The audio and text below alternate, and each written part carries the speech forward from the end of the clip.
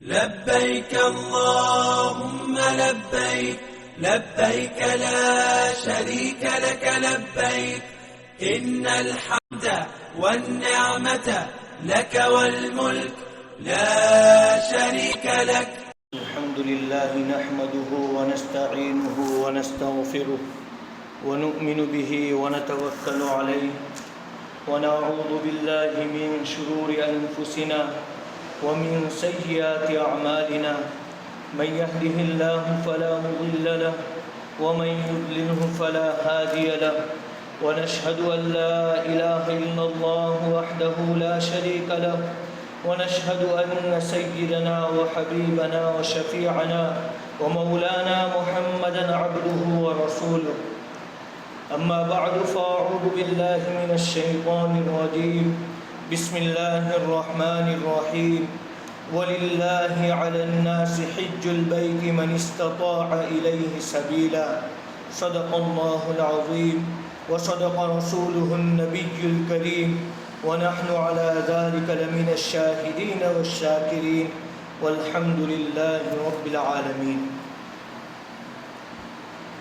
قابل قدر معزز ماں بہنوں،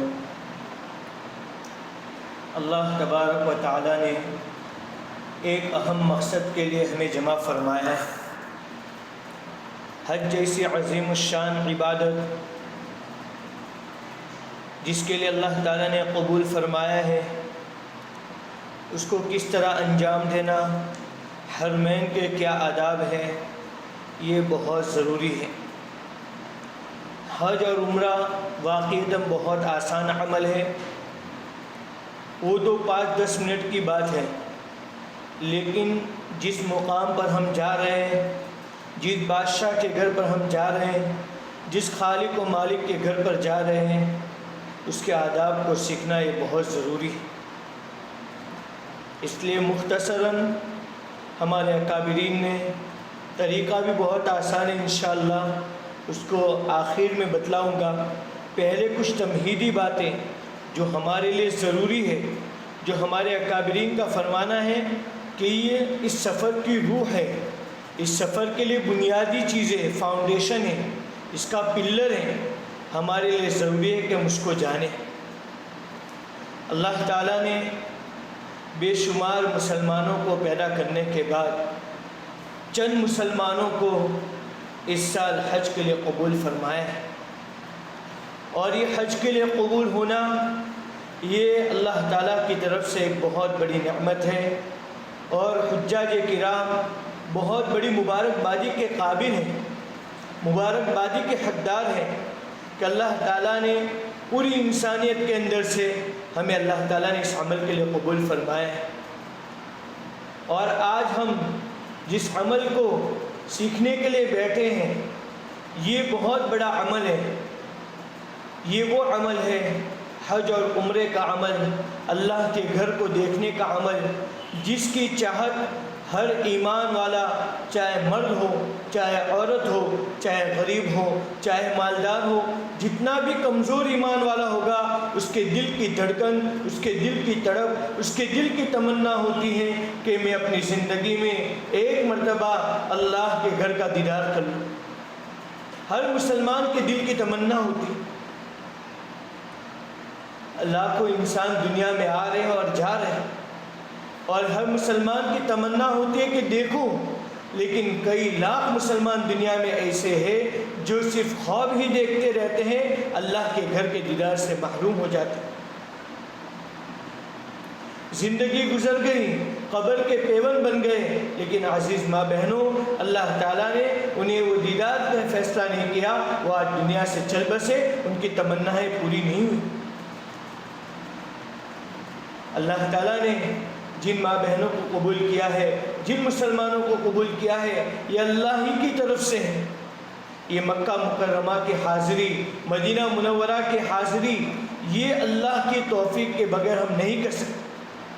نہ عبادت کے طور پر ہو سکتی ہے، نہ دولت کے بل بوتے پر ہو سکتی ہے، نہ عہدہ، نہ علم کی بنیاد پر ہو سکتی ہے، نہ حکومت کی بنیاد پر کہ کوئی آدمی یہ سوچے میں بڑا علم جاننے والا ہوں اس لیے اللہ نے مجھے قبول کیا، نہ کوئی عورت یہ سمجھے کہ اللہ تعالیٰ کہ میں بہت عبادت کرتی ہوں اس لیے اللہ نے مجھے قبول کیا، نہ کوئی یہ سمجھے کہ میں مالدار ہوں اس لیے اللہ نے قبول کیا۔ نہیں، یہاں صرف اور صرف اللہ اسی کو بلاتے ہیں جسے اللہ چاہتے ہیں، جسے اللہ اپنا گھر دکھلانا چاہتے ہیں۔ یہ اللہ تعالیٰ کی طرف سے بہت بڑی نعمت ہے، یہ اللہ کی طرف سے جو فیصلہ ہوا ہے یہ ہمارے لیے انعام ہے۔ اگر اللہ کا فیصلہ نہ ہوتا، اگر اللہ کی طرف سے انعام نہ ہوتا تو معزز ماں بہنوں، انسان جتنا بھی مالدار ہو، جتنا بھی علم والا ہو، جتنا بھی عبادت گزار ہو، وہ اس نعمت سے محروم رہتا ہے۔ میں اس لیے باتیں کہہ رہا ہوں کہ ہمارے دلوں میں شوق پیدا ہونا چاہیے۔ آج مسلمان حج و عمرہ آسان کر رہا ہے اور بہت آسانی سے ہو رہا ہے، لیکن جو حقیقت حاصل ہونی چاہیے، جو تمنائیں حاصل ہونی چاہیے، جو جذبات آنے چاہیے، جو زندگی میں فرق محسوس ہونا چاہیے، وہ حاجی کے حج بننے کے بعد بھی، حاجی اور حجن بننے کے بعد بھی زندگی میں تبدیلی نہیں آتی۔ اس کی وجہ یہ کہ ہم حج اور عمرے کا طریقہ سیکھ لیتے ہیں، لیکن پہلے کی زندگی کیسے سنوارنی، وہاں کے آداب کیا ہیں، کس طرح رہنا ہے، یہ ہمارے ذہنوں میں نہیں ہوتا ہے۔ سب سے پہلے ذہن میں بٹھا لے کہ اللہ کی توفیق سے مجھے اور آپ کو سعادت مل رہی، ورنہ آپ انڈیا میں دیکھیں گے، ہندوستان، پاکستان، بر صغیر میں دیکھیں گے کہ مغل بادشاہ جو تھے 400 سال 400 سال حکومت کی بر صغیر پر، لیکن کسی مغل بادشاہ کو اللہ نے حج کی سعادت نہیں دی، کوئی بھی مجبوری ہو۔ اورنگزیب عالمگیر رحمۃ اللہ علیہ بہت بڑے اللہ کے ولی تھے، بہت بڑے عالم تھے، اللہ نے علمی صلاحیت سے نوازا تھا اور عجیب دین کی خدمت کی اور وقت کے ولی تھے، لیکن وہ بھی اللہ کے گھر کے دیدار کو نہیں جا سکتے۔ حالانکہ مال تھے، دولت تھی، بادشاہ تھی، سب کچھ تھا۔ کشمیر میں ایک خاندان نے 250 سال 250 سال تک بادشاہت کی، 250 سال 250 سال تک بادشاہت کی، اور اسی خاندان میں ایک بادشاہ تھے زین العابدین بادشاہ، جنہوں نے 51 سال 50 سال سے زیادہ بادشاہت کی، لیکن وہ اللہ کے گھر کے دیدار سے محروم رہے، انہیں توفیق نہیں ملی۔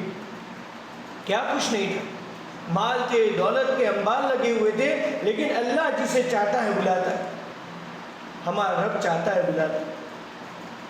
علامہ اقبال جو مشہور اسلامی شاعر ہیں، وہ بھی نیک تھے، اور کیسے اللہ نے علم سے نوازا تھا، جو اسلامی شاعر تھے، ملکوں کے سفر کیے، لندن گئے ہیں، جرمنی گئے ہیں، مصر گئے، فرانس گئے، ہر جگہ گئے ہیں، لیکن اللہ تعالیٰ نے انہیں حج مقبول اور حج کی دولت سے محروم رکھا۔ جب وہ فلسطین کے گئے تھے تو ان کے دوستوں نے فرمایا تھا کہ حضرت علامہ اقبال ہم وہاں چلتے ہیں، کہا کہ مدینہ جاتے ہیں، کہا میں بھی مدینہ نہیں جا سکتا، کہ کیوں؟ کہ میں مدینہ نہیں جاؤں گا، ابھی میں اپنے شہر کراچی پہنچوں گا، وہاں سے حج کی تیاری کروں گا اور پھر مدینہ شریف پہنچوں گا۔ علامہ اقبال رحمۃ اللہ علیہ نے یہ فرمایا کہ ابھی میں نہیں جا سکتا، واپس آئے اور یہ خواب رہا۔ عزیز ماں بہنوں، اللہ تعالیٰ نے زندگی ختم ہو گئی، اتنے بڑے ملکوں میں سفر کرنے والا آدمی، اتنا دنیاوی اور اعتبار سے مالدار اور نالج رکھنے والا آدمی، اللہ نے اسے حج کا خواب پورا نہیں کیا۔ اور عجیب اشعار شاعر تھے، حج کا تصور اور مکہ کا تصور، مدینہ کا تصور، عجیب عجیب اشعار لکھ کے گئے، لیکن حج کی زیارت سے محروم رہے۔ تو اللہ تعالیٰ نے جو بھی چیز دی ہے ہمیں، یہ نہ ہمارے مال کی بنیاد پر ہے، نہ ہمارے علم کی بنیاد پر ہے، نہ ہمارے عہدوں کی بنیاد پر ہے، نہ ہماری عبادت کی بنیاد پر ہے، نہ ہماری چاہتوں کی بنیاد۔ ہم کمزور لوگ، ہماری عبادتیں کیا ہیں ہم جانتے ہیں، ہماری زندگی کیا ہے ہم جانتے ہیں، یہ تو اللہ تعالیٰ نے قبول کیا ہے۔ اس لیے سب سے پہلے اللہ کا شکر ادا کریں کہ اللہ تعالیٰ کی طرف سے پیغام آیا ہے، یہ ہماری قسمت جاگ چکی ہیں کہ بادشاہوں کا بادشاہ جو ہے، حاکموں کا حاکم جو ہے، وہ اپنے دربار میں ہم جیسے ناکاروں کو بلا رہا ہے۔ ہم اپنی زندگی کو جانتے ہیں، ہم اپنی کمزوریوں سے واقف ہیں، اللہ ہماری کمزوری سے واقف ہے، ہماری زندگیاں کہاں گزری، ہماری راتیں کہاں گزری ہیں، ہمارے دن کہاں گزرے ہیں، ہم نے لوگوں کو غیبتیں کی ہیں، لوگوں کو ستایا ہے، آپس کے حقوق کو پامال کیا ہے، اپنے رب کو ناراض کیا ہے۔ سب کچھ جانتا ہے ہمارا رب، ہماری گندگیوں کی واقف ہے، باخبر ہے، لیکن اللہ نے اس عظیم سفر کے لیے، حج اور عمرہ کی سعادت کے لیے ہمیں قبول فرمایا، فیصلہ فرمایا، انعام کا شرف دیا ہے۔ اس کو معمولی نہ سمجھے کہ 4 لاکھ میرے پاس پڑے ہوئے ہیں، ہمارے رشتہ دار دے رہے ہیں، ہم چلے جائیں گے، حج کر کے آ جائیں گے، حاجی بن جائیں گے۔ نہیں، ایک احساس ہونا چاہیے، ایک شوق ہونا چاہیے، ایک ولولہ جانا چاہیے کہ کون بلا رہا ہے، کس کے دربار میں بلا رہے ہیں، کہاں جا رہے ہیں، کیوں جا رہے ہیں۔ اور وہ رب سب جاننے کے بعد جیسے ایک بچہ چھوٹا سا ہوتا ہے، گندگی ہو جاتی ہے، ناپاکی کر لیتا ہے، سب کچھ کرتا ہے، ماں جاننے کے باوجود بچے کو دور نہیں کرتی، بلکہ ماں پاک صاف کر دیتی ہے، اپنے گلے لگاتی ہے۔ ہمارا خالق و مالک ہمارے تمام عیوب کو جاننے کے باوجود ہمیں اپنے دل و جان سے پیار کرتا ہے اور ہمیں اپنے گھر پہ بلا رہا ہے، اس لیے بلا رہا ہے کہ ہماری زندگی پاک صاف ہو جائے، ہمیں نئی زندگی ملے، ہماری زندگی کے پچھلے گناہ جو ہم نے اللہ کو ناراض کیا وہ گناہ معاف ہو جائے۔ تو مجھے اور آپ کو سمجھنا ہے کہ ہماری زندگی جو اللہ تعالیٰ نے دی ہے یہ عظیم نعمت دی ہے۔ آج تک غفلت والی زندگی گزری، حج کریں گے، اس کی برکت سے اللہ ایک نئی زندگی دینے والا ہے۔ اللہ کے گھر میں جائیں گے، عظمت و شوق کے ساتھ جائیں گے، ایک جلال کی کیفیت لے کے جائیں گے، تواضع کی کیفیت لے کے جائیں گے، اللہ کو راضی کرنے کی نیت لے کے جائیں گے۔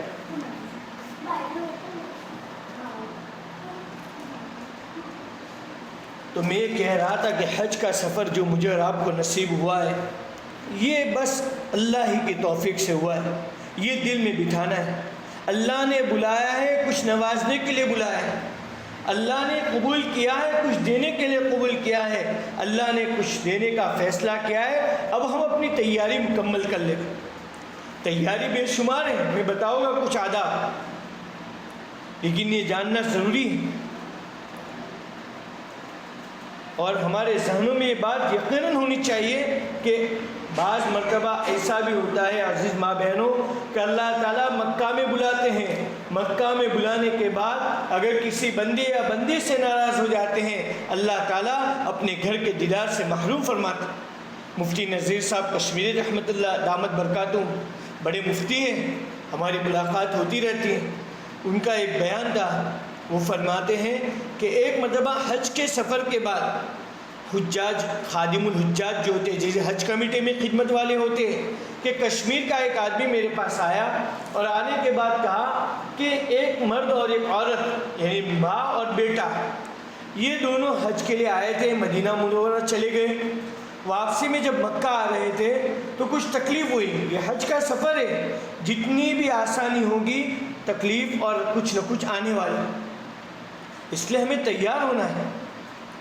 اب کچھ پریشانی ہوئی، کوئی بیماری لاحق ہو گئی، اب یہ لڑکا اور ماں ایک ہوٹل میں قیام کیا، اب بچے نے نہ ماں کو جانے دیا، حج کا وقت آ گیا اور لوگ جا رہے، سب کچھ کر رہے ہیں، لیکن یہ لڑکا بھی نہیں گیا، اپنی ماں کو بھی نہیں جانے دیا، حالانکہ مکہ میں آ چکے ہیں۔ اور جب حج کا موسم پورا ہوا، اب خادم الحجاج مسئلہ پوچھے اب کیا کرنا۔ مفتی نذیر صاحب دامت برکاتہم فرماتے ہیں کہ اللہ تعالیٰ کسی کو وہاں تک بلا کر بھی محروم کر دیتے، وہاں بلا کر بھی محروم کر دیتے۔ اس لیے بنیادی چیز میں کہہ رہا ہوں کہ ہماری نیتیں صحیح ہونی چاہیے، ایک شوق، ایک جذبہ، ایک ولولہ ہونا چاہیے کہ میں کہاں جا رہا ہوں، کہاں جا رہی ہوں، کس نے بلایا ہے، کس کے دربار میں جا رہی ہوں۔ میں آپ کو ایک واقعہ بتاتا ہوں، پھر اس کے بعد انشاءاللہ آگے کی تیاریاں بتلاؤں۔ یہ اس لیے بتا رہا ہوں کہ میں نے پہلے ہی کہا کہ حج کا سفر بہت آسان ہے، لیکن وہاں کے آداب کی رعایت کرنا بہت ضروری۔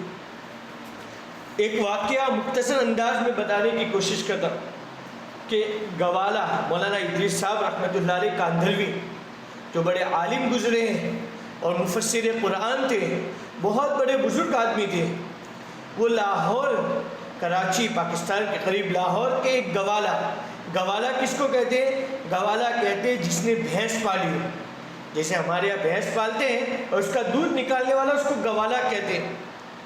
وہ گوالا ایک نوجوان تھا، اس کے دل میں بڑا شوق تھا کہ میں اللہ کا گھر دیکھوں، لیکن اس کے پاس وسائل نہیں تھے، پیسے نہیں تھے، ہمیشہ دعا مانگتا تھا، روتا تھا، تڑپتا تھا۔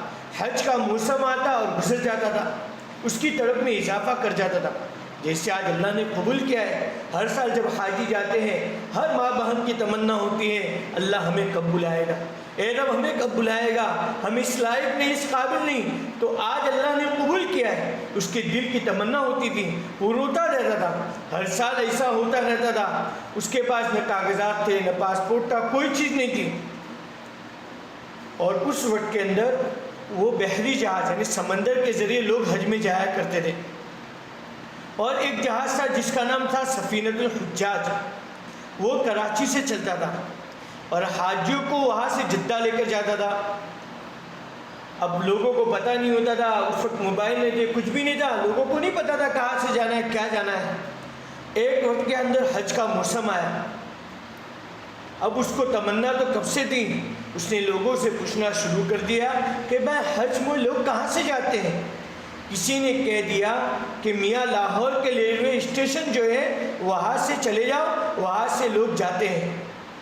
اب وہ لاہور اسٹیشن پہ چلا گیا، اب کبھی اس پلیٹ فارم پر بیٹھا ہے، کبھی اس پلیٹ فارم، کئی دن تک گزار دیا اس نے، کچھ بھی پیسے نہیں، کچھ بھی نہیں۔ میں عشق بتا رہا ہوں، اللہ طلب والوں کو لے جاتے ہیں۔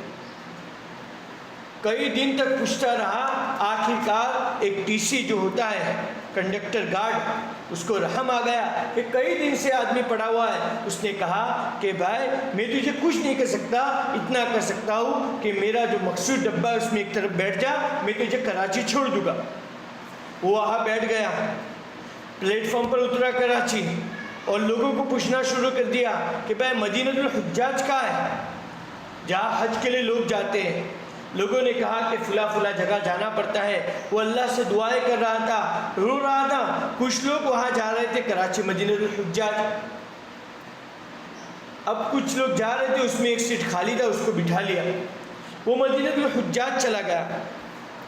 اب وہاں جا رہے تھے، آج کے زمانے کے اعتبار سے تو نہیں تھا آن لائن سب سسٹم، وہاں جانے کے بعد پاسپورٹ دیکھا جاتا تھا، سب چیزیں دیکھی جاتی تھی، جس کا سب اوکے اور تیار ہوتا تھا اس کو سمندری جہاز میں بٹھا دیا جاتا تھا، اور کچھ کام کرنے والے مزدور ہوتے تھے، ان کا سامان جہاز میں بٹھا دیتے تھے۔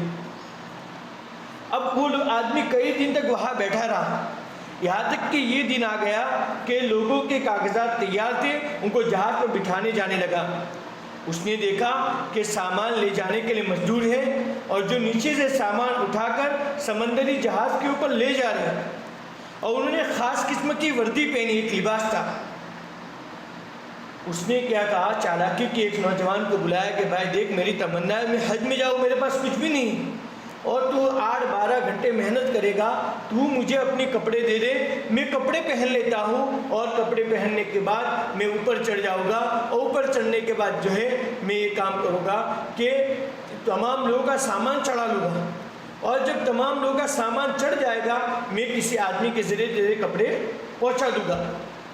کپڑے پہنے، اور وہ مزدور جو تھا وہ تو کہہ رہا اچھا ہے، میرا 8-10 گھنٹے آرام مل جائے گا، وہ ایک طرف بیٹھ گیا، یہ مسلسل سامان چڑھا رہا ہے، اور جب آخر وقت آیا اس نے وہ لباس پہنچا دیا، اندر پہنچ گیا، اس کے بعد کوئی چیک ان نہیں۔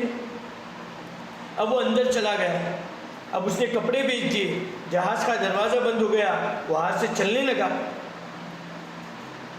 اور وہ چیک ان جو تھی وہ چڑھنے سے پہلے ہوتی تھی، چڑھنے کے بعد کوئی چیک ان نہیں۔ اب وہ اندر بیٹھ گیا، کبھی یہاں بیٹھتا ہے، کبھی وہاں بیٹھتا ہے، کبھی کسی اور باتیں کرتا ہے۔ لوگوں کے ذہن میں یہ تھا کہ بھائی آدمی تھک گیا اپنے کمرے میں بیٹھ کر، کوئی ایک دن کا سفر نہیں تھا، جہاز کا سفر تھا۔ اب یوں کرتے کرتے کئی دن گزر گئے، اب اچانک اس نے ایک نوجوان سے دوستی کر لی۔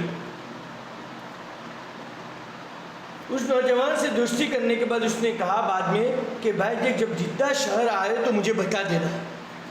اس نے کہا ٹھیک ہے۔ اللہ کی شان کے آدھی رات کا وقت تھا، جب جدہ شہر کی روشنیاں لائٹیں نظر آنے لگی تو اس وقت جو ایئرپورٹ تھا جہاز رکنے کا وہ چھوٹا سا ہوتا تھا، تو اس نوجوان نے کہا دیکھ سامنے جو لائٹیں نظر آ رہی ہے وہ جدہ آ گیا ہے۔ اب اس نوجوان کے دل میں کیا بات آئی، اس نے وہی چھلانگ لگا دی اور دریا میں کود پڑا۔ اب اس کا دوست جو بنا تھا جہاز میں وہ ٹینشن میں آ گیا کہ کیا کیا اس نے، وہ سمجھا کہ اب وہ مر گیا، اب بچے گا نہیں، اور کسی کو بتایا بھی نہیں، اس لیے نہیں بتایا کہ ہو سکتا ہے لوگ میرے پر الزام ڈالیں گے کہ اس نے دھکا دے دیا ہے۔ خیر وہ کہہ رہے ہیں کہ وہ تو چلا گیا ہے، ہمارا جہاز بھی آ گیا۔ اب آخر ایک عجیب بات بتائی اس دوست نے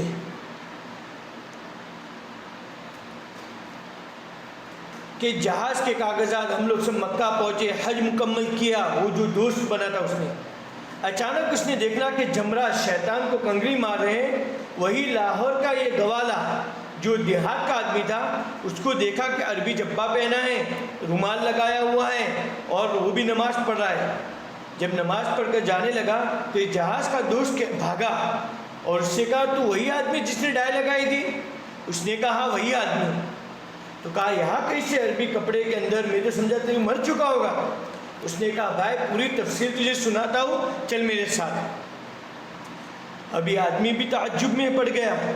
اب باہر جب آیا ہے تو کیا دیکھتا ہے؟ بالکل نئی گاڑی ہے اور اس میں ایک ڈرائیور بھی ہے، اور بیٹھ گیا اور اس کو کہتا ہے اندر بیٹھ جاؤ، یہ بھی بیٹھ گیا۔ اب اس کی حیرت اور زیادہ بڑھ گئی کہ میں تو سمجھ رہا تھا مر گیا ہوگا، یہ تو اچھی گاڑی، ڈرائیور مجھے لے جا رہا ہے۔ اب گاڑی چلتے چلتے ایک کوٹھی، ایک بنگلے کے پاس آئی اور یہ آدمی باہر نکلا اور کہا کہ گھر میں آ جا۔ اس دوست کو بھی بیٹھا ہے، وہ اور حیران ہو گیا کہ کیا باتیں ہو رہی ہیں۔ دیکھا کہ ڈرائنگ روم ہے، بڑے بڑے صوفے لگے ہوئے ہیں، خوبصورت بنگلہ ہے۔ اس نے کچھ پینے کے لیے لا کر دیا۔ اس نے کہا مجھے تو کچھ سمجھ میں نہیں آ رہی، مجھے آپ بتاؤ کہ مسئلہ کیا ہے، تو اتنا بڑا مالدار کیسے بن گیا؟ اب اس دیہاتی آدمی نے، اس گوالی نے بات کھولی، کہنے لگا مسئلہ بس یہ ہے کہ میرے دل میں شوق تھا کہ مجھے اللہ کا گھر دیکھنا ہے، لیکن میرے پاس اسباب نہیں تھے، پیسے نہیں تھے، میں اللہ کے بھروسے پر چل پڑا۔ جب تم نے بتایا کہ سامنے جدہ شہر ہے تو میں نے اللہ سے دعا مانگی، اب چھلانگ لگانا میرا کام ہے اور ادھر تک پہنچانا تیرا کام ہے۔ میں نے پانی میں چھلانگ لگا دی، مجھے تیرنا بیرنا نہیں آتا تھا، میں ڈبکیاں کھانے لگا، ڈبکیاں کھاتے کھاتے سمندروں کی لہریں نے مجھے دھکیلنا شروع کیا اور مجھے پیٹ میں بہت سارا پانی بھی چلا گیا۔ میں نے اپنی زندگی بچانے کے لیے اچانک کشمکش کے حالت میں، آدمی جب پھنس جاتا ہے، ہاتھ مارتے مارتے باہر آیا، اور جب باہر آیا تو پیٹ میں پانی بھر چکا تھا، میں بے ہوش تھا۔ اسی حال میں میرے منہ سے پانی بھی نکلتا رہا، پیٹ کا سارا پانی نکل گیا۔ کافی دیر کے بعد مجھے ہوش آیا تو مجھے محسوس ہوا کہ فجر کا وقت بالکل قریب ہے۔ اس وقت کا واقعہ بتا رہا، جب جہاز سے کودا اور کنارے پہ لگ گیا ہے تو اس نے کہا آپ جلدی سے اٹھ جاؤ، اب چھوٹے سے جہاز ہے، لوگ آئیں گے اور پاسپورٹ وغیرہ چیک ان ہوگے، مکہ میں جانا ہے، کہیں مجھے نہ پکڑ لے۔ تو میں جانے لگا۔ اب باؤنڈری ہوتی ہے، جالی لگی ہوتی ہے، جالیاں، تو وہاں پہ جالیاں ماری ہوئی تھی۔ پہنچتے پہنچتے جالی کے کنارے پہ میں نے سوچا کہیں دروازہ مل جائے، میں چلا جاؤں مکہ میں۔ اب وہاں پہنچتے پہنچتے دیکھا کہ ایک دروازہ چھوٹا سا دکھا لیکن بند ہے، اور اس جالی کے اندر جو ہے دو آدمی جھگڑ رہے، یعنی دو آدمی ہیں جو گائے کا دودھ نکال رہے۔ آپ سننا برابر۔ اب ان کو گائے کا دودھ نکالنے کا تجربہ نہیں تھا، ایک گلاس لے کے بیٹھا ہے، دوسرا پیر پکڑ رہا ہے، تیسرا یہ کر رہا ہے، گائے لات مار رہی ہے، پریشان حال ہے۔ اب اس دیہاتی گوالی نے دیکھا کہ بھائی دودھ نہیں نکل رہا ہے، پریشان ہے، اب اس کو عربی بربی تو آتی نہیں تھی۔ اس نے ان کو اشارہ کیا کہ بھائی ادھر آؤ، اور اشارے میں بتایا کہ میں دودھ دوں۔ وہ بیچارے پہلے تھے مصیبت میرے لڑ رہے تھے، پریشان تھے۔ اس نے گھر میں جا کر وہ عورت جو تھی، وہ جو عورت تھی وہ بڑے، اس کے باپ جو تھے بڑے مالدار تھے، اور یہ گھر تھا اسی کورٹ کے بڑے انچارج کا تھا، اور اس کو اللہ تعالیٰ نے ایک بیٹا دیا تھا، اور بیٹے کا مسئلہ یہ تھا کہ ماں کا دودھ اس کو موافق نہیں آ رہا تھا۔ آج تو کیا ڈبے مل جاتے ہیں پانی کا، دودھ کا، اب ماں کے دودھ کو نہ ملنے کی وجہ سے ڈاکٹر نے کہا تھا کہ گائے کا دودھ پلانا پڑے گا۔ مالدار عورت تھی، اب دودھ نہیں مل رہا تھا، اس کے لیے گائے پالی تھی۔ اب گائے ایک گلاس دودھ دیتی ہے، کبھی آدھی دیتی ہے، ان کو نکالتی نہیں آ رہا تھا، اب پریشان حالتے، کبھی بچہ بھوکا، کبھی رو رہا ہے، مالدار کی لڑکی ہے۔ اب انہوں نے بتایا کہ ایک آدمی آیا ہے، وہ کہہ رہا ہے میں دودھ نکال کے دوں۔ اس نے کہا آنے دو، اندر بلایا اس دیہاتی کو، گیٹ کھولا، اس نے کہا آپ دونوں بیٹھ جاؤ۔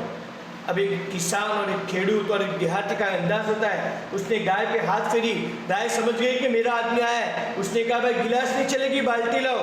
بالٹی بڑی لایا اور بالٹی لانے کے بعد اس نے پورا دودھ نکالا تو 2-4 لیٹر دودھ نکل گیا۔ اب ماں ہوتی ہے، ماں کے دل میں شوق پیدا ہو گیا کہ اتنا دودھ میرے بچے کو مل گیا۔ ماں نے کہا اس آدمی کو جانے مت دینا۔ اب اپنا شوہر آیا تو شوہر کے سامنے بھی تذکرہ کیا، اور اس کے بعد اپنے ابا کو صبح میں فون کیا، وہ مکہ میں تھے، اور کہا کہ اس طرح ایک آدمی آیا، میرے بچے کا مسئلہ حل ہو گیا۔ اس کے ابا کے پاس بھی کئی گائے تھی، طبیلہ تھا۔ اس کے ابا نے کہا اس آدمی کو میرے پاس بھیج دو، میں تمہارے بچے کا جتنا روزانہ دودھ پہنچا دوں گا۔ اب اس نوجوان کو کھلایا پلایا، ایک کمرے میں رکھا، اس کو کہا کہ تجھے نا مکہ جانا ہے۔ اس نے کہا مجھے کچھ نہیں، مجھے تو اللہ کا گھر دیکھنا ہے۔ بہت سمجھایا کہ نہیں مجھے اللہ کا گھر لے دیکھنا ہے، بس مجھے جانے دو۔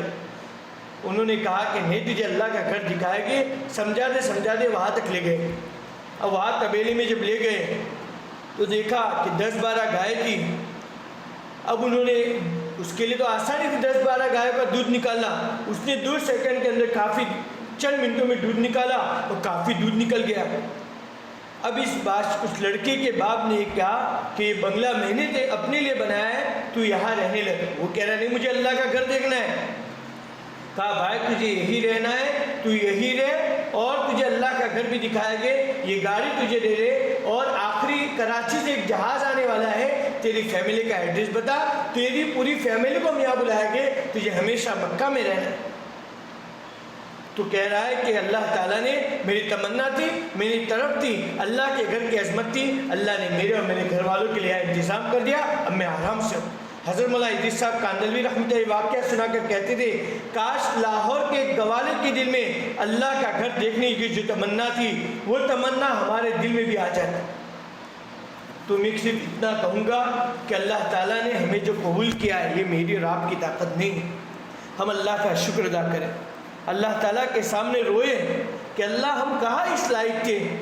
آج ایک باپ آتا ہے گھر میں، اور باپ کا گھر ہوتا ہے، اگر میلے پیر لے کے آتا ہے تو بیوی بھی چلاتی ہے، بیٹی بھی چلاتی ہے، اور پہلے باتھ روم میں جاؤ اور اپنا پیر صاف کرو، اس کے بعد اندر آؤ۔ چھوٹی سی بچی اب آپ کو دھتکار دیتی۔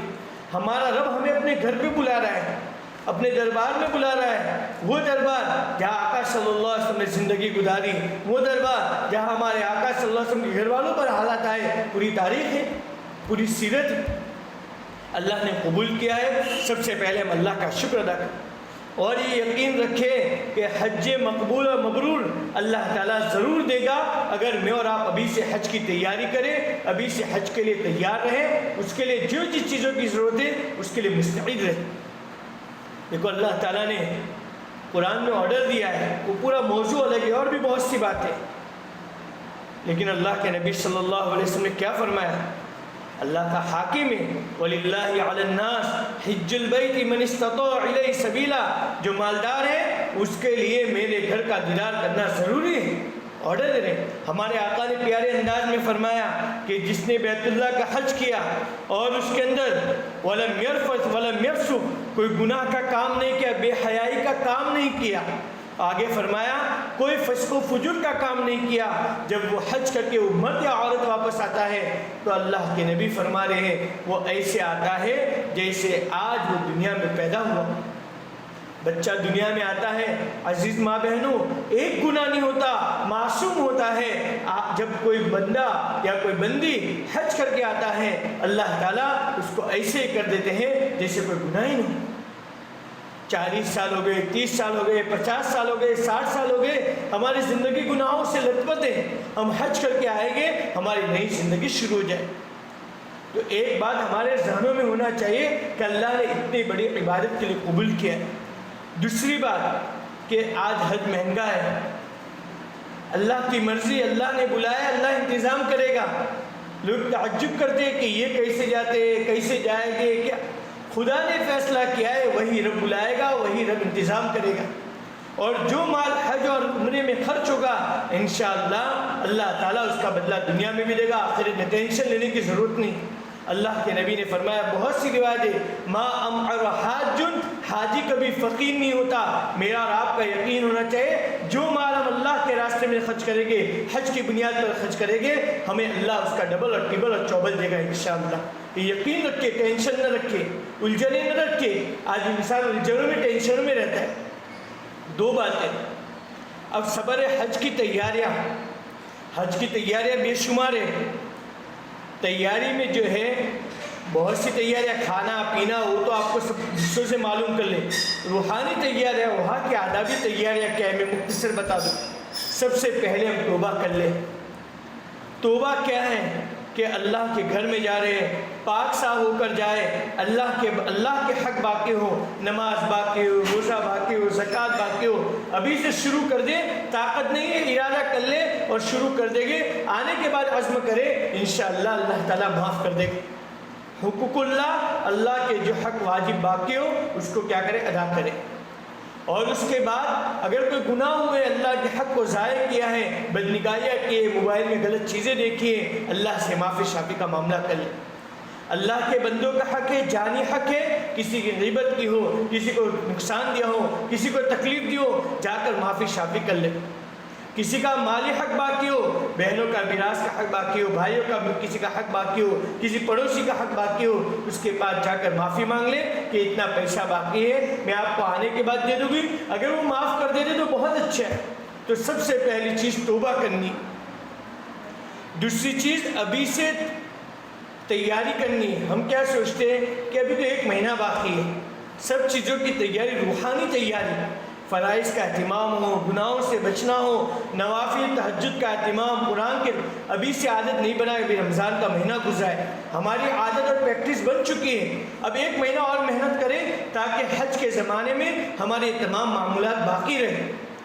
اس کی ابھی سے تیاری، موبائل کی عادت ابھی سے موبائل کو چھوڑ دے ہوئے اللہ کو راضی کرنے کی فکر کرے، ابھی سے اس کا اہتمام ہو۔ 2 چیزیں، ایک تو توبہ، دوسرا ابھی سے مشق کرے، تیسرا نیت صحیح کرے کہ حاجی بننے کے لیے نہیں جا رہے، اللہ کو راضی کرنے کے لیے جا رہے، اللہ راضی ہو جائے، ہماری زندگی صحیح ہو جائے، اللہ تعالیٰ اپنی رضا والی زندگی دے دے، یہ نیت سے جانا ہے۔ 3 چیزیں ہو گئی۔ چوتھی چیز اللہ کے بھروسے پر جانا ہے۔ ظاہر بات ہے، مکہ میں جا رہے ہیں، مدینہ میں جا رہے ہیں، لوگ عربی بول رہے ہیں، کچھ پتہ نہیں چلے گا، ایک انسانی فطرت ہے، گھبرائے گا آدمی، لیکن بالکل گھبرانے کی ضرورت نہیں ہے۔ ایک اللہ والے نے عجیب بات تسلی کی فرمائی ہے، جیسے اگر ہمیں کوئی اپنے گھر مہمان بلائے کہ بہن تم کو میرے گھر پہ آنا ہے اور اس تاریخ کو آنا ہے، ہم پورا انتظام کر لیں گے، تو ہم تھوڑی دیر سوچیں، اگر کوئی سامنے سے بلا رہا ہے تو وہ آنے جانے کا بھی نظم کرے گا، وہاں جانے کے بعد ہماری پوری فیسلٹی کا انتظام کرے گا، بار بار پوچھے گا کوئی ضرورت ہے، کوئی تکلیف ہے، گرم پانی چاہیے، ٹھنڈا چاہیے۔ یعنی ایک انسان مخلوق جس نے ہمیں بلایا ہے وہ معمولی چیزوں کی رعایت کرتا ہے۔ ہمارے خالق، ہمارا مالک اللہ تعالیٰ نے ہمیں حج کے لیے قبول کیا ہے، جب وہ بلا رہا ہے مکہ و مدینہ، عزیز ماں بہنوں دلوں میں بٹھا لو، جب اس نے وہ ہمارا میزبان ہے، ہم اللہ کے مہمان ہیں، تو عزیز ماں بہنوں وہاں کے تمام الجھنیں ختم کر لیں، اللہ ہی ہمارا انتظام کرے گا، انشاءاللہ کہیں نہیں پھنسے گے، ہر سفر آسان ہو جائے گا، ہر مشکلات دور ہوگی، اس لیے کہ میزبان جو ہے وہ خالق و مالک ہے، ہم اس کے کمزور بندے ہیں، اللہ نے بلایا ہے، اللہ تمام انتظام کرے گا۔ تو یہ الجھن کو دور کرے، ٹینشن نہ لے، حج میں کیا ہوگا، عمرے میں کیا ہوگا، ماں بہنیں بہت پریشان ہوتے، کچھ بھی نہیں ہوگا، اللہ سب کا آسان کر دے گا، ہمارا بھی آسان کرے گا۔ تو چوتھی چیز اللہ پر بھروسہ ہو۔ 5ویں چیز ہمارے سفر کے جو رفقا ہو، ساتھی جو وہ نیک ہونے چاہیے، کوشش یہ ہو دیندار ہو، دنیاوی کاموں سے زیادہ دینی کاموں میں تعاون کرنے والے ہوں، اللہ کے سامنے رونے والے ہوں۔ اگر کوئی عالم ہے، کوئی مفتی ہے، کوئی دیندار عورت ہے تو بہت اچھی چیز ہے، کسی نے سفر عمرہ کیا ہو، حج کیا ہو، اس کے ساتھ تو بہت اچھا ہے، نہیں ہے تو کوئی حرج نہیں ہے، کسی کو حقیر نہیں سمجھنا، لیکن کوشش یہ کرنی چاہیے۔ 6ٹھی چیز غیر ضروری سامان نہ لے جائے، ضروری سامان آپ دوسری مستورات سے مشورہ کر کے، تاکہ لوگ پریشان ہوتے ہیں حج کے زمانے میں آنے کے بعد بھی، کسٹم اتنا ہو گیا، یہ ہو گیا، یہاں وہاں کی پریشان نہیں، بالکل ضرورت کا سامان لے جانا ہے۔ 7واں ادب کہ وہاں کے ضروری مسائل کو سیکھنا یہ ذمہ داری ہے۔ ہم جو بیٹھے ہیں مسائل کو سیکھنے کے لیے بیٹھے ہیں، آداب کو سیکھنے کے لیے بیٹھے ہیں، یہ بہت ضروری ہے، اس لیے کہ پوری دنیا سے لوگ آتے ہیں اور ہر آنے والا اپنے انداز سے کر رہا ہے، کسی کو الگ انداز سے سکھایا گیا، کسی کو الگ انداز سے سکھایا گیا۔ ہمیں کسی کی دیکھا دیکھی نہیں کرنا ہے، ہمیں یہاں سے جو سکھایا گیا اسے اعتبار سے کرنا ہے۔ جس نے دیکھا دیکھی کا معاملہ کیا وہ پھنس جائے گا، اور سیکھنا بھی ضروری ہے۔ کوئی سمجھے میرے 5 سفر ہے 10 سفر میں ایک قصہ سناؤ مختصر۔ ایک بہت بڑے مفتی گزرے، بہت بڑے کتاب لکھی ہے بڑی، جو ہر پڑھنے والا عالم بننے والا بچہ پڑھتا ہے۔ وہ ایک مرتبہ طواف کر رہے تھے، طواف کے دوران کسی نے کہا حضرت آپ الٹا طواف کر رہے ہو؟ کہا نہیں میں نے کتاب لکھی کیسے الٹا طواف کروں گا؟ کہ نہیں آپ دیکھیے۔ انہوں نے قدوری غالباً کھولی اور دیکھا تو دیکھا کہ صحیح میں الٹا طواف کر رہا ہوں۔ تو اس لیے میں یہ کہہ رہا ہوں سیکھ کر کرنے کی چیز ہے، اس کے لیے آسان طریقہ یہ ہے کہ آپ ایک ہی کتاب پڑھیں، زیادہ کتاب نہ پڑھیں۔ میں ہمیشہ کہتا ہوں ایک کتاب جو ہے میں انشاءاللہ یہاں پہ بھی تقسیم ہوگی، بہت سی کتابیں آسان ہے، جو ابھی مفتی اسماعیل ماہی کی ایک چھوٹی سی کتاب ہے آسان حج اور عمرہ، ایک کتاب 10 مرتبہ پڑھ لیں انشاءاللہ بہت بڑا فائدہ ہوگا، کیونکہ بار بار پڑھو گے تو ذہن نشی ہو جائے گا۔ کوئی چیز سمجھ میں نہیں آ رہی اس کو نوٹ کر لے، لکھ دے، کسی مستورات کے ذریعے یا کسی کے ذریعے عالم تک یا مفتی تک پہنچا دے اور وہ سمجھ لے۔ تو کتاب کو بار بار پڑھنا ہے، اور اس کے اندر جو ہے کہ فضائل جو حضرت شیخ زکریا رحمۃ اللہ کی فضائل حج ہے اس کو بھی مطالعے میں رکھیں۔ اسی طرح سوئے حرم ہے پیر ذوالفقار صاحب کی، یہ بھی موبائل میں مل جاتی ہے۔ تو یہ سب نہ پڑھنا ہو تو حج کے مسائل کو سیکھ لیں، بہت آسان ہے۔ اور اس کے بعد جو ہے ہم حج کے لیے جائیں گے تو الجھنیں ختم ہو جائے گی انشاءاللہ۔ تو 7 آداب ہے، پہلے توبہ کر لے ہوئے، دوسرا جو ہے ابھی سے تیاری کر لے، اعمال وغیرہ کی نیت صحیح کر لے، اللہ تعالیٰ پر بھروسہ ہو، کوئی الجھن اور ٹینشن نہیں لے، سفر کے ساتھی جو نیک صالح ہو، غیر ضروری سامان سے بچے، اور ضروری مسائل کو سیکھنے کے لیے ابھی سے مطالعہ کرے اور سیکھ کر جائے، کسی کو دیکھا دیکھی عمل نہ کرے۔ اب جو ہے معزز مابین الروانگی، اب ہم مکہ سے یہاں سے جب چلے گئے، دیکھو اب اصل مسائل کا وقت آیا کہ جب ہم جائیں تو سب سے پہلے ہم کو یہ سوچنا ہے کہ ہم کو کہاں جانا ہے، مکہ جا رہے ہیں یا مدینہ جا رہے ہیں۔ عموماً تو جو ہے مکہ ہی لے جاتے ہیں، ہم کو پہلے کہاں جانے کا ہے، مکہ جانے والے یا مدینہ جا رہے ہیں۔ اگر مدینہ منورہ جا رہے ہیں تو انڈیا سے کچھ بھی نہیں کرنا ہے ہمیں، وہ جب مدینہ سے واپسی ہوگی وہاں سے کرنا ہے۔ اور اگر ہمارا سفر پہلے انڈیا سے مکے کا ہے، وہ تاریخ انشاءاللہ آ جائے گی، پورا انتظام اللہ سب کے سفر کو آسان فرمائے۔ تو اس کے لیے اگر مکہ جانا ہے، ہندوستان جانا ہے، تو اس وقت ہمیں کیا کرنا ہے، بہت آسان ترتیب ہے، تھوڑا ذہن پہ دماغ لگائے کہ انشاءاللہ سمجھ میں آ جائے گا۔ کچھ بھی نہیں ٹینشن نہیں لینا، لوگ بہت الجھن میں ہوتے ہیں، پریشانی میں کیسے عمرہ کریں گے، کچھ بھی نہیں، اللہ نے بہت آسان کر دیا ہے۔ پہلے 1-2 باتیں بتا دوں تاکہ آپ کے ذہن میں بیٹھ جائے کہ حج جو بھی کرتا ہے، یہاں سے ہمیں حج کریں گے تو حج کی 3 قسمیں ہیں۔ حج کی 3 قسمیں اس لیے بتاؤ کہ آگے کے جو مسائل آئیں گے اس میں بعض عورتوں کے لیے کچھ مسائل اس کے تعلق سے ہوتے ہیں۔ حج جو کیے جاتے 3 طرح کے حج کیے جاتے ہیں، ایک حج افراد ہے، ایک حج قران ہے، ایک حج تمتع ہے۔ حج افراد کا کیا مطلب، افراد بنائے فرد ایک فرد بیٹھا ہوا ہے، ایک آدمی، یعنی فرد یعنی ایک آدمی۔ افراد کہتے ہیں کہ ایک سفر میں صرف حج کا احرام باندھنا، یہاں سے ہم جائیں گے اور مکہ سے واپسی تک صرف حج کریں گے، عمرہ نہیں کریں گے۔ یہاں سے حج کے احرام کے ساتھ جانا، صرف حج کا احرام باندھنا، اس کا نام ہے افراد، حج افراد۔ دوسرا ہے حج قران۔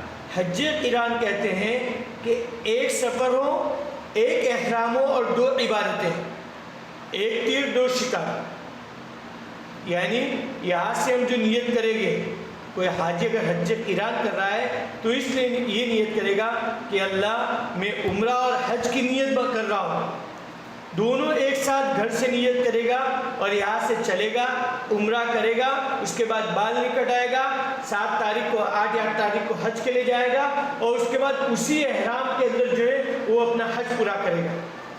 تو حج قران کا مطلب ہے ملانا، ایک احرام اور ایک ہی سفر 2 عبادتیں، ایک احرام ایک سفر اور 2 عبادتیں، یعنی ایک احرام کے اندر عمرہ بھی کرنا ہے اور حج بھی کرنا ہے، اس کا مطلب ہے قران، ملانا۔ اور حج تمتع اس کو کہتے ہیں کہ فائدہ اٹھانا، یعنی ایک سفر لیکن دو احرام۔ قران میں ایک سفر ایک احرام، تمتع کے اندر سفر ایک ہی رہے گا۔ ہم یہاں انڈیا سے چلے گئے، سفر ایک ہی مکہ تک، لیکن دو عبادتیں اور دو احرام کریں گے کہ یہاں سے گھر سے چلے گئے تو صرف عمرے کی نیت کریں گے، اور عمرے کی نیت کرنے کے بعد مکہ پہنچے، مکہ پہنچنے کے بعد عمرہ کے تمام کام پورے کر لیے، اب حلال ہو گئے، پھر 7 یا 8 تاریخ کو حج کا نیت باندھ کے احرام باندھنے کی، دوسرا احرام ہوا اور حج کی نیت سے احرام باندھ کر حج کریں گے۔ تو حج تمتع کہ ایک سفر میں دو عبادتوں کا فائدہ اٹھانا ہے، لیکن دونوں کے احرام الگ الگ باندھے جائیں گے۔ تو افراد کہیں گے کہ انڈیا سے حج کی نیت کرنا، صرف عمرے کی نیت نہیں کرنا اور وہاں جا کے حج کرنا۔ قران کریں گے کہ ایک ہی احرام اور دو عبادتیں، ایک احرام ایک سفر دو عبادتیں، یہی سے حج اور عمرہ کی نیت کریں گے۔ تمتع کہتے ہیں یہاں سے حج عمرہ کی نیت کر کے عمرہ سے فارغ ہو گئے اور مکہ پہنچنے کے بعد حج کا الگ سے احرام باندھیں گے، یعنی گویا ایک سفر دو احرام دو عبادتیں۔ اب انڈیا والے آسانی کے لیے حج تمتع کرتے ہیں، ہم سب کو حج تمتع ہی کرنا ہے، اس میں سہولت ہے۔ حالانکہ حج قران کرنا افضل ہے، لیکن حج تمتع میں آسانی سہولت ہے، اس لیے کہ جب ہم یہاں سے انڈیا سے احرام باندھا، مثال کے طور پر ایک جیسے یہ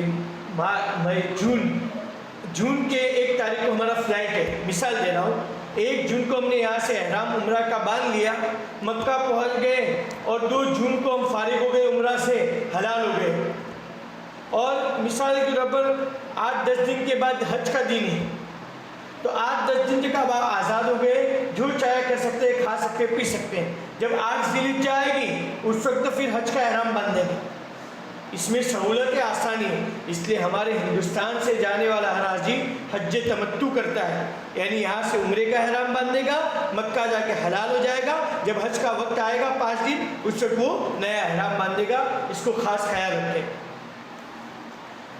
اب عمرہ بہت آسان ہے، عمرہ بہت آسان ہے، لیکن ایک مشورہ جو بزرگوں نے لکھا ہے بتا دوں کہ ایک عورت جو ہے یہاں سے مکہ جانے والی ہے، اب حج کا زمانہ اگر بالکل قریب ہے، کسی کا آخری فلائٹ آ گیا ہے، اگر آپ کا وقت قریب آ جا رہا ہے تو اس شکل میں تو کوئی مسئلہ نہیں ہے کہ وہ عورت نے یہاں سے عمرے کا احرام باندھا، عمرے کا احرام باندھنے کے بعد وہ مکہ پہنچ گئی، عمرہ کر لیا، فارغ ہو گئی، جب حج کا وقت آئے گا وہ نیا احرام باندھے گی اور حج کر لے گی۔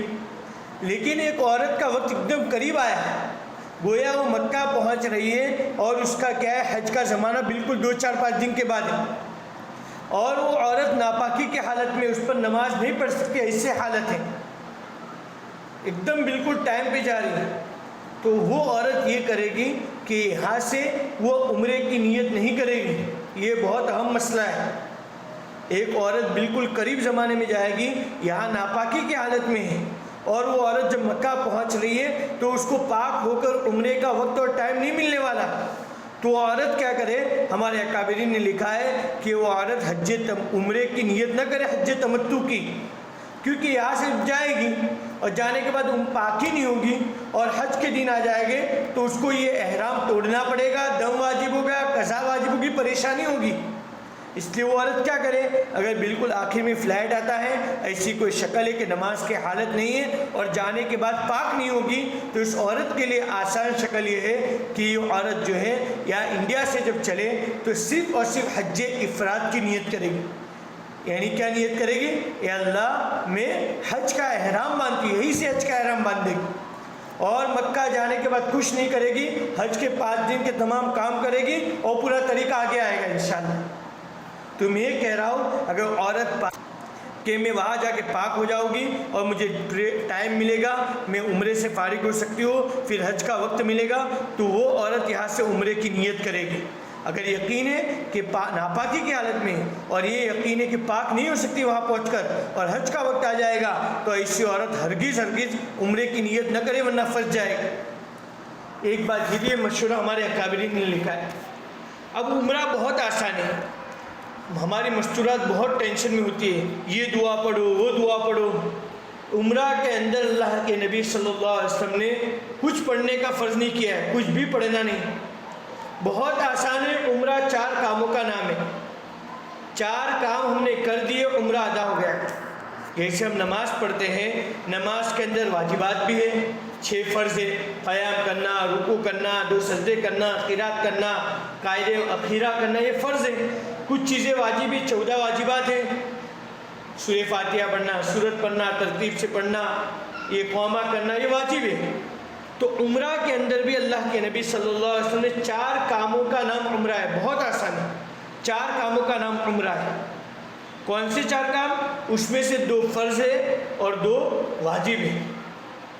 4 کاموں کا نام عمرہ ہے، صرف اور صرف 4 کام میں نے اور آپ نے کر دیے، ہمارا عمرہ ادا ہو جائے گا۔ کون سے 4 کام؟ 2 فرض ہے، 2 واجب ہے۔ فرض کیا ہے؟ ایک تو احرام باندھنا، احرام کس کو کہیں میں آگے بہت آسانی سے سمجھاؤں گا انشاءاللہ۔ احرام باندھنا، نمبر 2 طواف کرنا، عمرے کا طواف کرنا، 2 کام ہو گئے، یہ فرض ہے۔ اور اس کے بعد جو ہے صفا مروہ کی سعی کرنا اور بالوں کو کاٹنا، مرد ہے تو حلق کرے گا اور عورت ہے تو قصر کرے گی، تو یہ جو ہے یہ واجب ہے۔ تو عمرے کے اندر کوئی پڑھنا ضروری، 4 کام میں نے اور آپ نے کر لیے، کسی عورت نے کر لیے، اس کا عمرہ ادا ہو گیا۔ احرام باندھنا ہے، مکہ پہنچ کے طواف کرنا ہے، نمبر 3 طواف کے بعد صفا مروہ کی سعی کرنی ہے، اور اس کے بعد چوتھا کام ہے کہ اپنے بالوں کو کاٹنا ہے۔ اب اس کو نماز کی طرح سمجھے، جیسے ہم نماز پڑھتے ہیں، اب ہماری تیاریاں پوری ہو گئی، سامان وغیرہ جو کچھ بھی ہے، اب ہمیں گھر پہ چلنا ہے، تو نماز سے پہلے ہم کیا کرتے ہیں؟ نماز پڑھنی ہے تو ہم آدمی یہ کرتا ہے، عورت یہ کرتے ہیں کہ بھائی نماز کا وقت 1 بجے ظہر کا وقت ہو گیا، مثال دے رہا ہوں ایگزامپل، 1 بجے اس کے ظہر کا ٹائم ہو جاتا ہے، عورت نے استنجا وضو سے فارغ ہو گئی، وضو بنا لیا، سب کچھ تیار ہو گئی، اب تیار ہو گئی عورت، نماز کے لیے تیاریاں شروع ہو گئی۔ اب نماز کے لیے وضو کرنے سے نماز شروع نہیں ہو گئی، آپ دھیان دینا اور بولتے رہنا، کیا نماز کے لیے میں نے وضو کر لیا تو کیا میرے لیے کھانا پینا حرام ہو گیا، بات کرنا حرام ہو؟ نہیں، ابھی تک سب کچھ جائز ہے، صرف تیاری کی ہے میں نے نماز کے لیے۔ اسی طریقے پر جو مرد یا عورت عمرے کے لیے جا رہا ہے، اس کے لیے عمرے سے پہلے تیاری ہے۔ عمرہ تو 4 کاموں کا نام ہے، کیا تیاری ہے؟ تیاری یہ ہے کہ یہ کرے کہ ہمارے جو زائد بال ہے وہ صفائی کر لی جائے، اس سے ناخن وغیرہ وہ کاٹ لے جائے، اسی طریقے پر غسل وغیرہ کر لے۔ اگر کوئی عورت ناپاکی کی حالت میں ہے، اس کے لیے بھی لکھا ہے کہ غسل کرنا اس کے لیے مستحب عمل ہے، غسل کر لے، موقع نہیں ہے غسل کرنے کا تو اسے وضو وغیرہ کر لے۔ جو نماز سے پہلے جیسی تیاری کرتے ہیں، عمرہ سے پہلے تیاری کرنا مستحب اور سنت ہے، کوئی ضروری نہیں ہے۔ تو ہمارا عمرے کے سفر سے پہلے یہ صفائی وغیرہ ہے، ناخن وغیرہ ہے، غسل وغیرہ یہ کر لیا ہم نے۔ اب تیاری ہو گئی تو کیا میری نماز شروع ہو گئی؟ نہیں ہوئی۔ میں 1 بجے وضو کیا اور 4 بجے نماز پڑھ رہا ہوں، تو 1 سے لے کر 4 بجے تک باتیں کرنا بھی جائز ہے، کسی کھانا پینا بھی جائز ہے، کہیں جانا بھی جائز ہے۔ میں نے گھر پہ غسل کر لیا، ناخن کاٹ لیا، سب کچھ تیاری ہو گئی، تو ابھی تک میری عمرے کی نماز شروع نہیں ہوئی، یہ دماغ میں رکھیں۔ اب عمرے کی نماز کب شروع ہوگی تو میں بتا رہا ہوں۔ اس کے بعد جب ہم چلے تو جانے سے پہلے تمام رسومات سے بچنا ہے، سنت کے مطابق اللہ سے روتے ہوئے صدقہ کرتے ہوئے چلنا ہے، اور جب ہم غسل وغیرہ سے فارغ ہو جائے تو 2 رکعت احرام کی نیت سے پڑھ لے۔ اصل تو یہ ہے کہ احرام جب نیت کرنا ہے اسی وقت 2 رکعت پڑھنا سنت ہے، لیکن بزرگوں نے لکھا ہے کہ آج کل ہم جو سفر کرتے ہیں وہ فلائٹ کے ذریعے کرتے ہیں، ہوائی جہاز کے ذریعے۔ اب ہم گھر پہ غسل کیا، 2 رکعت نماز پڑھ لے، گھر پہ سب کام کر لیں گے۔ اگر گھر بیٹھے بیٹھے نیت کر لیں تو کیا ہوگا کہ اب احمد آباد پہنچے، بمبئی کا حاجی بمبئی کے ایئرپورٹ پہ پہنچا اور پتہ چلا فلائٹ 5 گھنٹے لیٹ ہے، اب مستورات اور مرد سب پریشان ہو جائے گا۔ پتہ چلا فلائٹ لیٹ ہے اور خراب ہو گیا، 2 دن لیٹ ہے۔ اس لیے بزرگوں نے لکھا ہے کہ حج کے پہلے کی تیاری تھی، نماز سے پہلے کی تیاری آدمی جب چاہے کر سکتا ہے، ادھر حج سے پہلے کی تیاری غسل وغیرہ آدمی گھر پہ کر لے ہوئے، 2 رکعت نماز احرام کی نیت سے پڑھ لے ہوئے، اور اس کے بعد اللہ سے دعا کریں کہ اللہ میرے سفر کو آسان فرما۔ نیت ابھی نہیں کرنی ہے معزز ماں بہنوں، یاد رکھیں نیت کب کرنی ہے وہ آگے بتاؤ گا۔ اب عمرے کی نماز کب شروع ہوگی ہماری؟ ابھی تک ہماری نماز شروع نہیں ہوئی، جب ہم وہ نماز پڑھنی تو کیا کرتے ہیں؟ ہم یہ کرتے ہیں کہ سب سے پہلے دل میں نیت کرتے ہیں یا زبان سے کہتے ہیں۔ دل میں نیت کس کا نام ہے؟ دل میں سوچنے کا نام ہے۔ جیسے آپ کو مغرب کی نماز ابھی پڑھنی ہے، آپ قبلے کی طرف کھڑے ہو گئے اور دل میں سوچ لیا کہ میں 3 رکعت مغرب کی پڑھتی ہوں، تو آپ کی نماز کی نیت ہو گئی۔ تو نیت کی تب بھی نماز شروع نہیں ہوتی جب تک کہ انسان اللہ اکبر کہہ کر تکبیرہ تحریمہ نہ کہہ لے۔ نیت اور اللہ کا ذکر کرے گا، اللہ اکبر کہے گا، تب اس کی نماز شروع ہو گئی۔ اب اس کے لیے کھانا جائز نہیں، پینا جائز نہیں، باتیں کرنا جائز نہیں۔ جس طریقے پر نماز اسی وقت شروع ہوگی جب نیت اور اللہ اکبر دونوں کو ملایا جائے گا۔ اگر نیت 2 گھنٹے پہلے کی، اس کے بعد کھانا پکانے لگ گئی، پھر ڈائریکٹ اللہ اکبر کہہ کے نماز پڑھے گی تو نماز نہیں ہوتی۔ دونوں کو ساتھ میں کہنا پڑے گا، نیت بھی ہو، چاہے زبان سے کہنا افضل ہے، نہ کہے کہ دل میں نیت ہو، اور اللہ اکبر کی جو نماز شروع ہو گئی، کھانا پینا حرام ہے۔ اسی طریقے پر ہم جب عمرہ کی نیت کریں گے، حج تمتع کرنا ہے، عمرہ کی نیت کریں گے کہ اللہ کیا نیت کرنی ہے؟ اردو میں کہے، گجراتی میں کہے، اے اللہ میں عمرے کا سفر کر رہی ہوں، عمرے کا احرام باندھ رہی ہوں، اس کو میرے لیے آسان فرما، قبول فرما۔ اے اللہ میں عمرے کا احرام باندھ رہی ہوں، اس کو میرے لیے آسان فرما، قبول فرما۔ یہ نیت ہو گئی۔ زبان سے کہہ لے تو بہت اچھا ہے، عربی میں کہنا ضروری نہیں ہے۔ اب نیت ہو گئی، اب اس کے بعد فوراً اللہ کا کوئی بھی ذکر کہہ دیا جائے، لیکن سب سے افضل ذکر جو ہے جی نماز میں نیت اور اللہ اکبر کہنا پڑے گا۔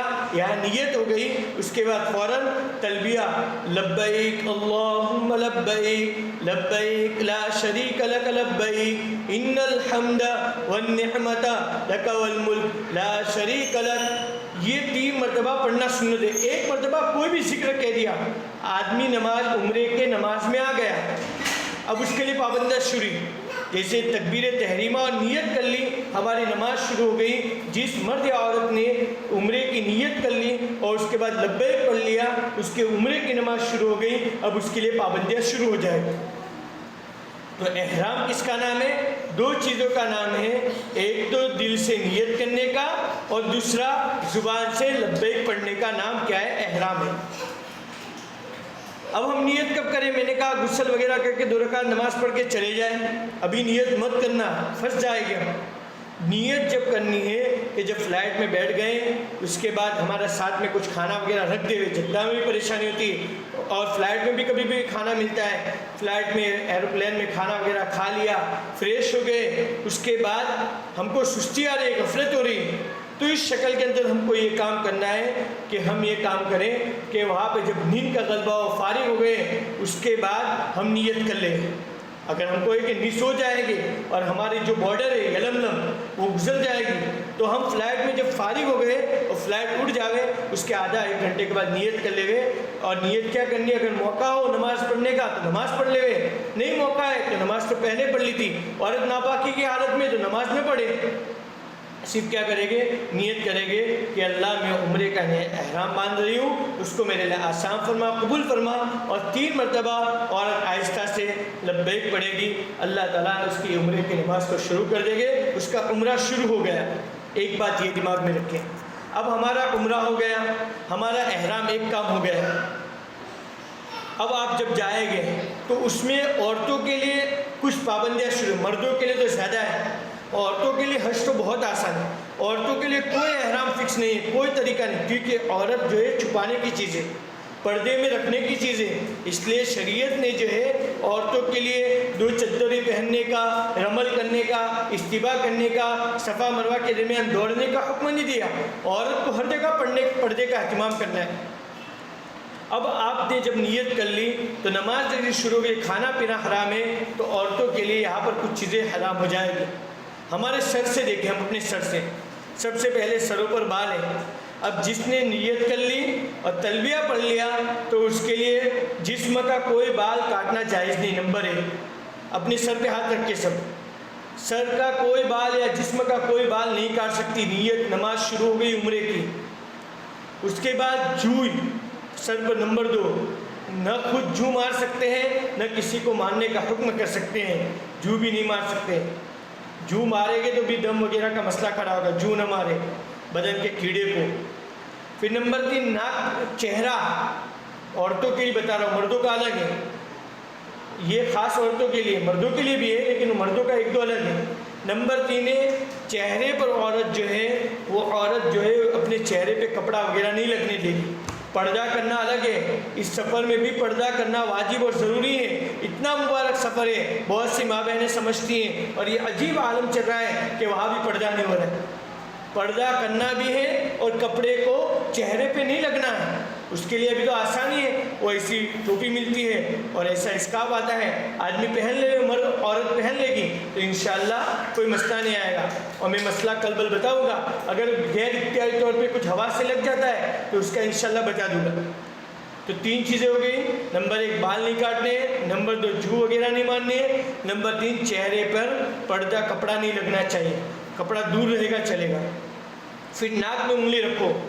نمبر 4 خوشبو والی کوئی چیز کھانا پینا نہیں ہے جو خالص خوشبو ہوتی ہے، سونگھنا بھی نہیں ہے، لگانی بھی نہیں ہے، کھانا بھی نہیں ہے. ہاں جو خوشبو پکائی گئی ہے، الائچی وغیرہ ہے، سالن بریانی میں پکا دی گئی ہے، اس کو کھا سکتے ہیں، کولڈ ڈرنک وغیرہ پی سکتے ہیں، کوئی مسئلہ نہیں. لیکن روح افزا ہے جس میں خوشبو ڈالی ہوئی، ایسی خوشبو والی دوائیاں ہیں، یہ تمام چیزیں نہیں کر سکتے. نمبر 4 ہو گئی. نمبر 5 ہاتھ پہ انگلی رکھے کہ جو ہے اپنے ہاتھ پیر کے ناخن نہیں کاٹ سکتے ہیں. اور نمبر 6 میاں بیوی ہے تو اس شکل کے اندر اس تعلق سے نہ کوئی کام کر سکتے ہیں، نہ اس تعلق سے کوئی اشارتاً یا کنایتاً بات کرنے کی اجازت ہے، ناجائز اور گناہ دم وغیرہ کا مسئلہ آئے گا. تو 6 چیزیں ہو گئی. بالوں کو نہیں کاٹ سکتے، جھوئی نہیں مار سکتے، چہرے پہ کپڑا نہیں لگنا چاہیے، اور خوشبو والی چیز سونگھ نہیں سکتے، لگا نہیں سکتے، کھا نہیں سکتے جو خالص خوشبو ہوتی ہے، پی نہیں سکتے، ناخن وغیرہ نہیں کاٹ سکتے، میاں بیوی ایک دوسرے سے تعلقات کی باتیں نہیں کر سکتی، اور حرم کے اندر جو ہے کوئی شکار نہیں کر سکتے. ابھی تو شکار کا زمانہ نہیں ہے لیکن یہ جو ہے کوئی شکاری پرندہ وغیرہ کو حرم میں شکار نہیں کر سکتے. تو یہ 7 عورتوں کے لیے ہاتھ پیر میں موزے پہننا بھی جائز، افضل نہیں ہے. ہاتھ پیر میں حج کے زمانے میں لکھا ہے کہ موزہ پہننا افضل نہیں ہے لیکن پہننا چاہے پہن سکتی ہیں. عورتوں کے لیے یہی لباس رہے گا. بعض ماں بہنیں سمجھتی ہے کہ نا اسکارف یا برقعے کے اندر سر پر ایک یعنی اوڑھنی پہننا واجب ہے، یہ احرام ہے. عورت کا کوئی احرام نہیں ہے. عورت کا احرام اسی کا لباس ہے، صرف اس کا احرام یعنی جو پابندیاں بتائے وہی ہے کہ چہرے کے اوپر کپڑا نہ لگے، بس یہ اس کے لیے. ہاں وہ کپڑا رومالی جو باندھتے ہیں صدر اس لیے باندھتے ہیں کہ عورت کے بال نظر نہ آئے، بال نہ ٹوٹ جائے، یہ احرام نہیں ہے. اگر کوئی عورت باندھ رہی ہے اور وضو کرے گی تو اس کے اوپر مسح کرنا جائز نہیں ہوگا، اس کپڑے کو ہٹانا پڑے گا پھر مسح کرے گا. تو یہ چیزیں تھی کہ عورت کے لیے جو ہے پہلا کام یہ 6 چیزیں یا 7 چیزیں پابندی شروع ہو جائے گی. چپل پہنے، جوتا پہنے، عورتوں کے لیے ہر اجازت، مردوں کے لیے نہیں. تو یہ 6-7 پابندی شروع ہو جائے گی. تو ہمارا پہلا کام ہو گیا احرام باندھنا. اذان کا وقت ہو گیا، انشاءاللہ آئندہ دوسری باتیں بتائیں گے. تو آج یاد رکھیں کہ ہماری نماز عمرہ اس وقت شروع ہوگی جب انشاءاللہ ہم نیت کریں گے اور لبیک تلبیہ پڑھیں گے. اس وقت ہمارے احرام کی نیت اور عمرے کا سفر شروع ہو جائے گا اور عمرے کی نماز شروع ہو جائے گی. اس کے بعد یہ 6-7 پابندیاں عورتوں کے لیے شروع ہو جائے گی. اب آگے سب سے زیادہ جو کام کرنا ہے وہ لبیک کثرت سے پڑھنا ہے. لبیک لبیک، اللہ میں آ رہا ہوں، اللہ میں آ رہا ہوں. جیسے ایک بچہ دور سے آتا ہے 2 سال کے بعد باہر سے اور امی کو فون کرتا ہے، امی میں آ رہا ہوں، امی میں یہاں پہنچا.